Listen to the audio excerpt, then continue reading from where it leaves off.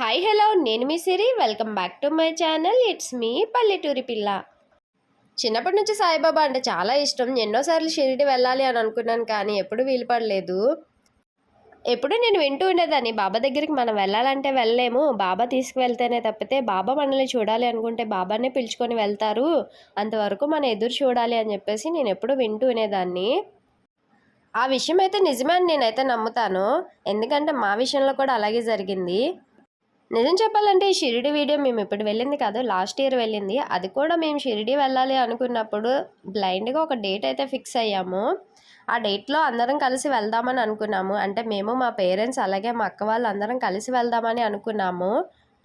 But plan చేసిన వెంటనే trip అయితే క్యాన్సిల్ అయిపోయింది. మా పేరెంట్స్కి అలాగే మా అక్క వాళ్ళు ప్రెజెంట్ అయితే ఇప్పుడు వద్దు, తర్వాత చూద్దాంలే అని అనగానే ఇంక మేము ట్రిప్ అయితే క్యాన్సిల్ చేసేసాము. ఇంకా అలా అనేసరికి నేనైతే చాలా అప్సెట్ అయిపోయాను. అరే ఇన్ని ఇయర్స్‌కి షిరిడి వెళ్దాం అనుకున్నామే, బాబాకి ఇప్పటికి కూడా మనల్ని చూడాలని అనిపించలేదా? షిరిడి తీసుకువెళ్ళాలని అనిపించలేదా? అని అయితే చాలా సాడ్‌గా ఫీల్ అయ్యాను. ఇంకా అలా ఫీల్ అయిన తర్వాత మా హస్బెండ్ అన్నారు, "ఏం ఫీల్ కాకు, నెక్స్ట్ టైం హైదరాబాద్ వెళ్ళే పనుంది. ఆ పని ఎప్పుడైతే వస్తుందో ఆ రోజు డెఫినెట్‌గా హైదరాబాద్‌తో పాటు నేను షిరిడి అయితే నేను తీసుకొని వెళ్తాను" అని చెప్పారు. బట్ నేనైతే పెద్దగా సీరియస్‌గా తీసుకోలేదు. ఎందుకంటే ఎప్పుడో పనుంటది, అప్పుడు వెళ్ళడం ఏంటి, మనం షిరిడి వెళ్ళడం ఏంటి, మనం ఎప్పుడు కదా అనుకున్నాము, అప్పుడెప్పుడో వెళ్తే అది బాబా తీసుకువెళ్ళినట్టు ఎలా అవుతది అని అనుకున్నాను. కానీ మా హస్బెండ్ ఏదైతే డేట్ చెప్పారో ఎగ్జాక్ట్‌గా అదే డేట్‌లో, అంటే షిరిడీలో ఏ రోజైతే దర్శనం చేసుకొని స్టే ఉంటామని చెప్పారో ఎగ్జాక్ట్‌గా అదే డేట్‌కి మేము షిరిడి వెళ్ళాము.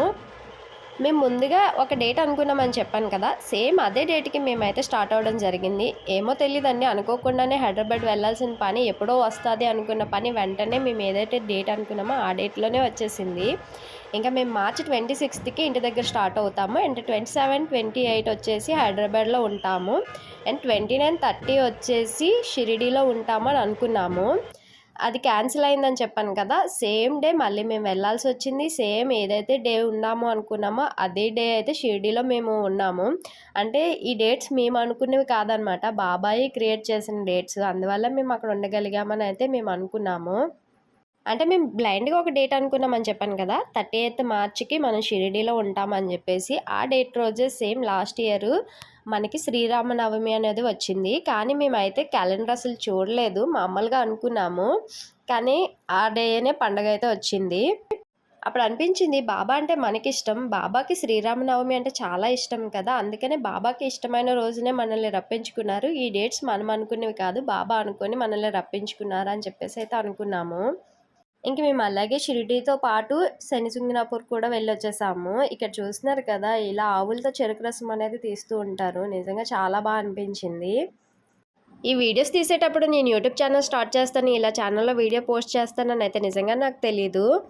ఇది కూడా బాబా అనుగ్రహమే అనుకుంటా. వీడియో మీకు నచ్చితే లైక్ చేయండి, షేర్ చేయండి, అలాగే సబ్స్క్రైబ్.